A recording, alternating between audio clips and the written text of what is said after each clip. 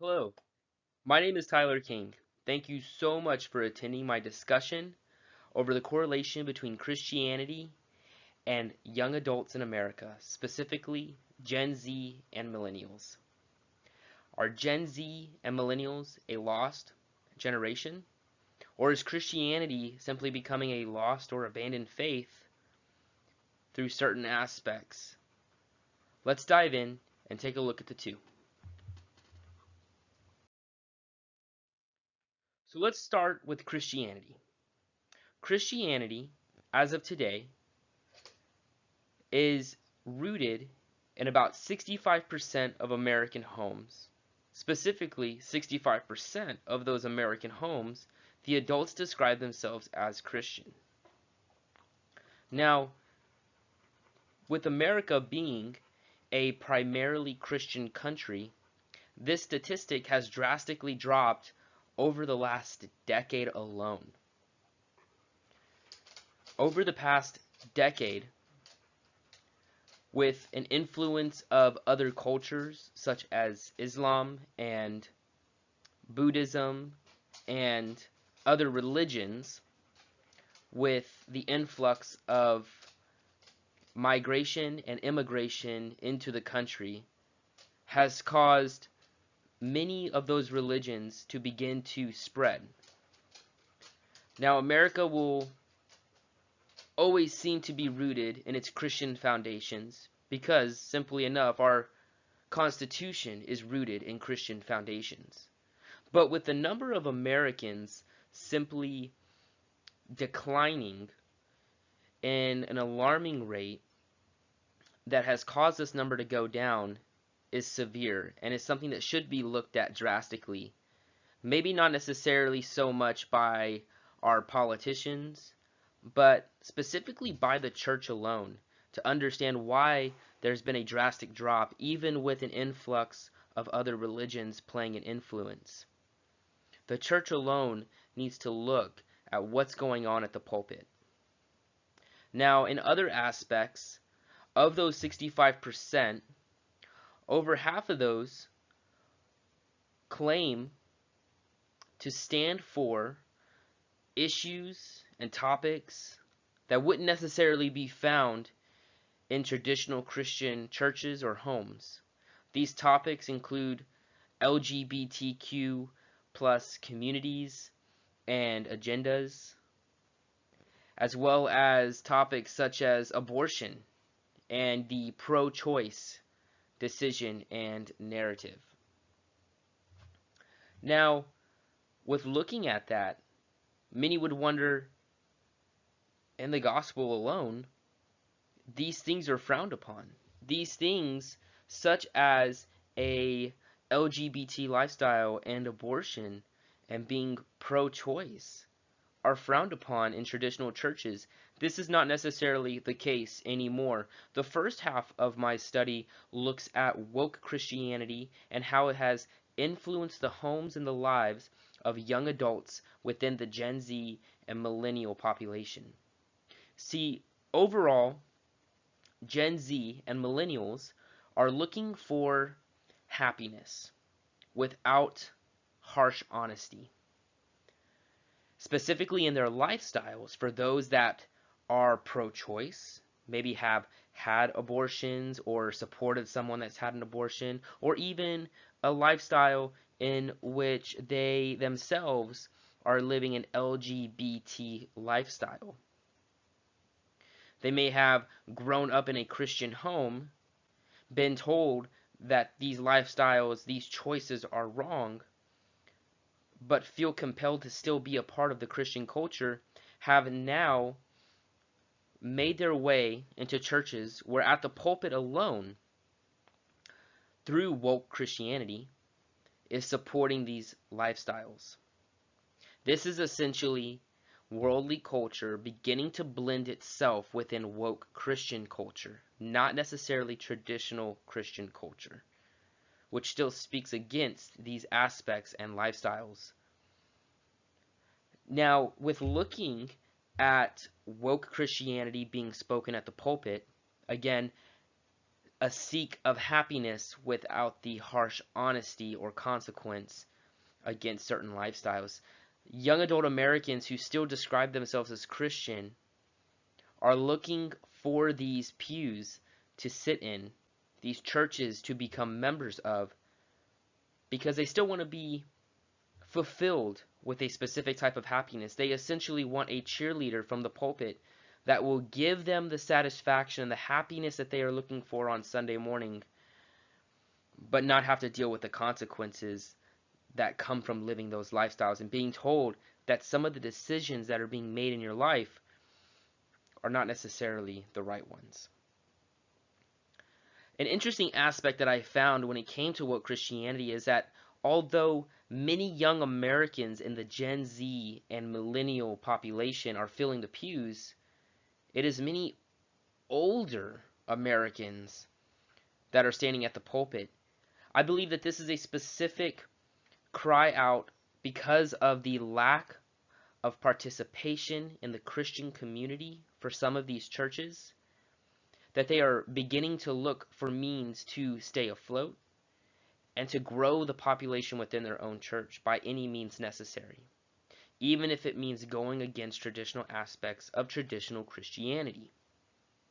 They are beginning to allow worldly sectors and worldly culture to influence their church in order to become popular.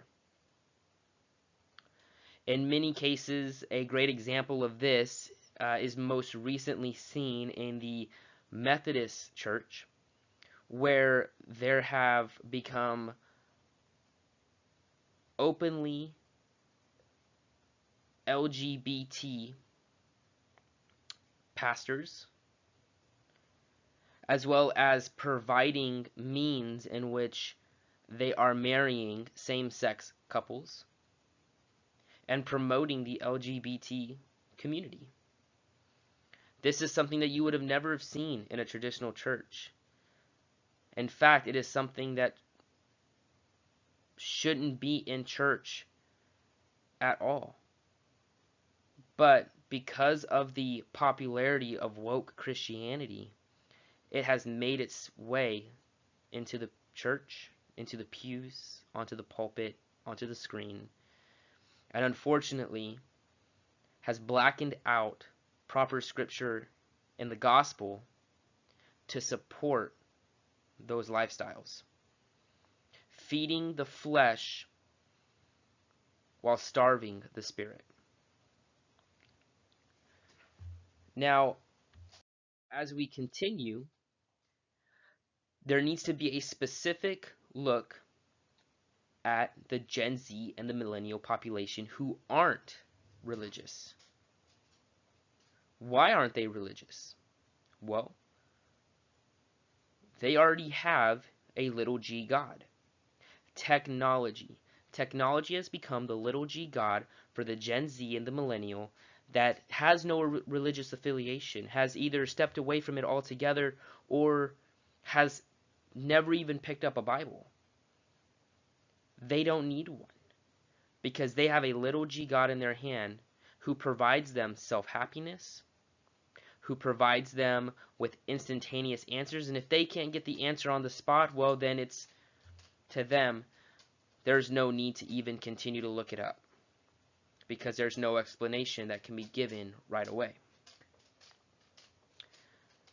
There is a blend here. The line between the Gen Z and the millennial who claims to be a Christian and the Gen Z or millennial who claims to not have any religious affiliation are actually one and the same. There is no line. It's a blended area. They are one and the same. The only difference is the geography on Sunday morning in which where they sit, where one sits in the pew and the other sits at home recovering from the weekend that they just had. Gen Z and millennials are seeking self-happiness. And it's understandably why. There is an explanation, not necessarily an approval, but an explanation as to why they are seeking their self-happiness. See, they are seeking self-happiness because Gen Z and millennials don't have an identity. Every generation prior to them has had an identity that has defined their generation. The baby boomers, specifically. They had an identity. Even looking at decades of generations, such as the 80s or the 90s, with social norms, economics, politics, even entertainment, defined those generations. But Gen Z and millennials have been lost in translation. Technology has moved so fast they cannot get a grip. They enjoy the entertainment of it, but they cannot get a grip long enough to understand that their identity in that there is none. And on the opposite side, there is so much that has been robbed of the Gen Z and the millennial just a couple of years ago, and we are still dealing with the aftermath of the COVID-19 pandemic. These young adults spent a year in their home, some with their partners, husband, wives, many by themselves, causing depression, anxiety to go up, which is the reason why coming out of the pandemic, there are so many self-help apps, podcasts, books, ebooks to be specific. But there's even therapy related applications and websites that have spontaneously become popular over the past 12 months because so many young adults have fallen victim to depression and suicide, anxiety. The second they had any glimpse of an identity, it was immediately robbed from them. Any sense of joy that they felt the world would give them immediately got stolen away, and they were told to be locked up in their houses. The identity of a Gen Z and a millennial is no identity at all. It's a conflicting identity. But in looking deeper,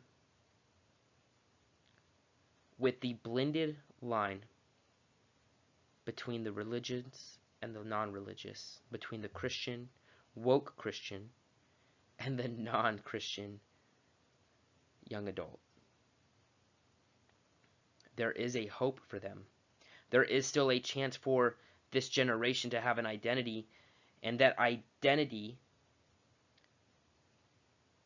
can be fixed, can be founded in their foundation.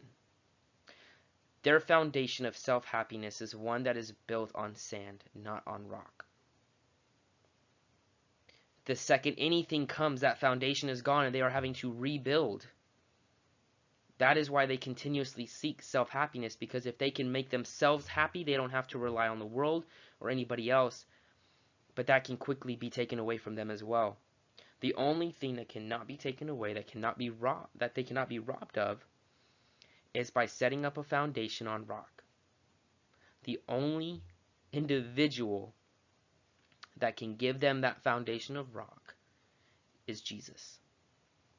As traditional Christians, for the generations that are coming after the Gen Z and millennials, and for the generations that have come plenty prior to Gen Z and millennials, need to step up. Both the young and the old need to meet in the middle for this lost generation.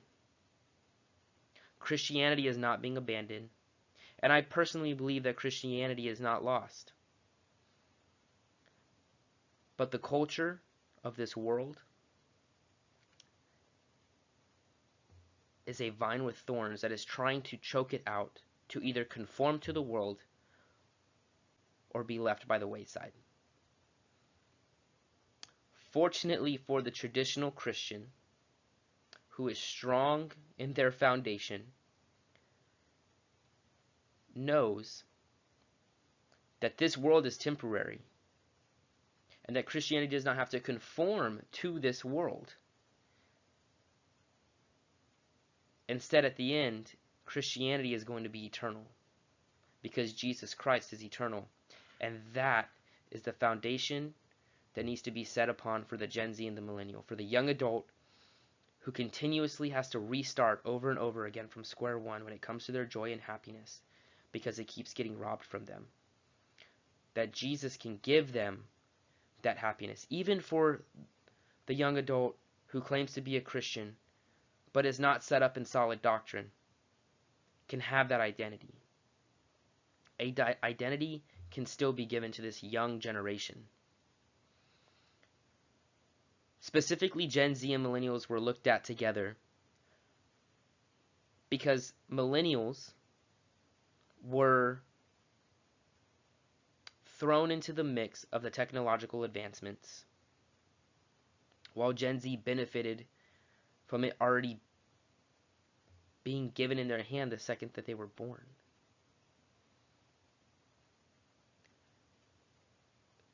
But they have never been able to get a full grip on utilizing the technology for them. Again, this conforms to their identity. It conflicts with their identity.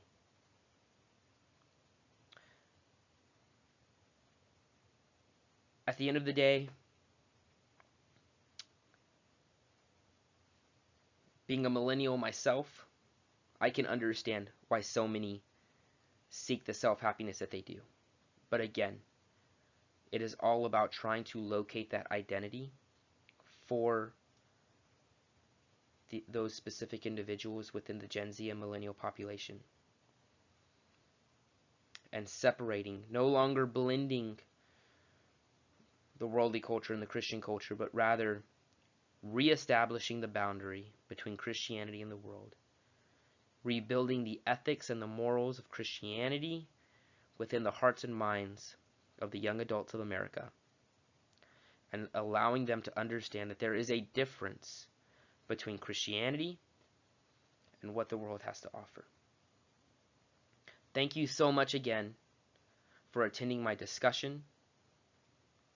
Again, Christianity is not abandoned or lost, but there is a generation, 2 generations of individuals who are, and they need to seek their identity. Thank you so much again for attending. My name is Tyler King, and I hope y'all have an amazing and blessed day. Thank you so much.